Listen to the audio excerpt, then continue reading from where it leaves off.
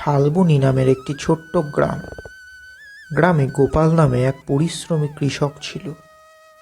গোপাল পরিশ্রমী হলেও তার বুদ্ধি একটু কম ছিল, কিন্তু তার বউ কমলা ছিল খুবই বুদ্ধিমতী। একদিন সকালে কমলা বলল, শোনো, এই ধানের বস্তাটা বাজারে বিক্রি করে দিয়ে এসো। দেখে শুনে ভালো দামে বিক্রি করবে কিন্তু। বাবু মশাই একটা জন্তুর জিনিস, খুব সাবধান। আরে তুমি অত ভেবো না তো, আমি ঠিক দামেই বিক্রি করে আসবো।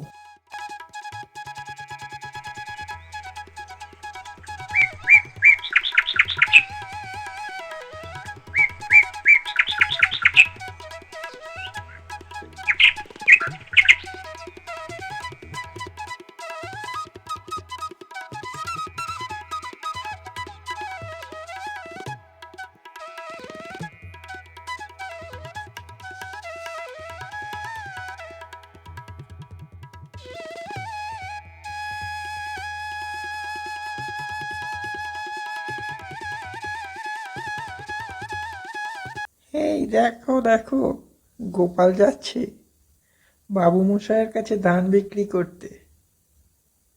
যাক না যাক, আজ আবার ঠকবে। বাবু মশাই যে জিনিস। হ্যাঁ হ্যাঁ।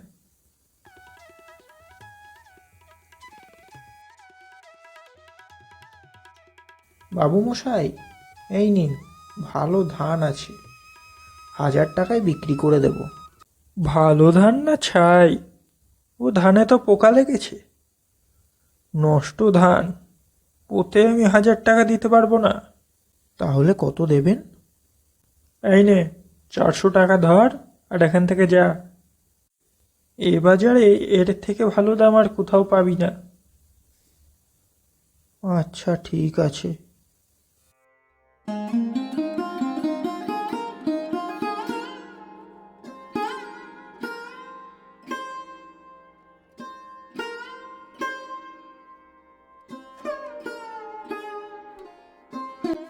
কি হলো গো, তোমার মুখটা অমন লাগছে কেন?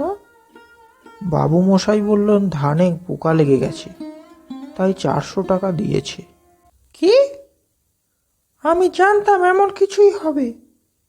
বাবু মশাই খুব ধুরন্ধর লোক। আর তোমাকে বললো আর তুমি দিয়ে দিলে? কি করব বলো, বললো তো এ বাজারে এর থেকে ভালো দাম আর কেউ দেবে না। এবার আমি ওই লোকটাকে এমন শিক্ষা দেব যে আর কোনো দিন কাউকে ঠকানোর কথা চিন্তাও করবে না। তুমি এটা নিয়ে কি করবে? কি করব সেটা শুধু আমিই জানি।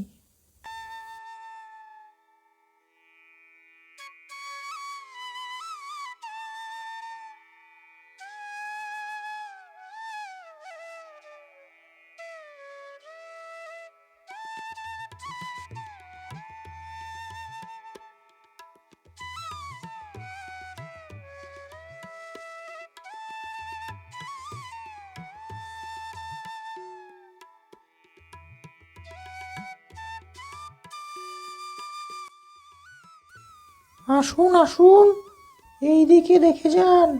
আমার কাছে এমন একটা জিনিস আছে যা শুধুমাত্র বুদ্ধিমান মানুষদের কাছেই মানায়। এই বাজারে যদি কেউ বুদ্ধিমান ও চালাক মানুষ থাকেন, তবে তাড়াতাড়ি এসে এটা কিনে নিন। ওখানে কি বিক্রি করছে? একটুখানি সময়ের মধ্যে এত ভিড় হয়ে গেল, গিয়ে দেখি তো একবার। এই, কি আছে গো তোমার ওতে? দেখতে গেলে তো কিনতে হবে বাবু মশাই। যার সাহস আছে একমাত্র সেই এটা কিনতে পারে। দাম কত ওটার? 1000 টাকা। এত দাম কেন? যে বুঝবে এটা সেই কিনবে। আচ্ছা, এ বাজারে আমার থেকে চালাক কেউ আছে নাকি? আমি নেব ওটা। এই নাও টাকা, দেখি ওটায় কি আছে। এ কি, এ তো শুধু পাথর। তুমি কি আমার সাথে মজা করছো? তুমি আমায় এভাবে ঠকালে? তুমিও কাল আমার স্বামীকে ঠিক এইভাবেই ঠকিয়েছিলে। আজ তারই ফল পেলে। ঠিক হয়েছে, ঠিক হয়েছে। বাবু মশাই আমাদের সবাইকে এভাবে ঠকিয়েছে। আমাদের থেকে তো ধার নিয়ে কম দাম দিয়েছে। একদম উচিত শিক্ষা হয়েছে ওর। যে মানুষকে ঠকায় তাকেও এভাবে একদিন ঠকতে হয়।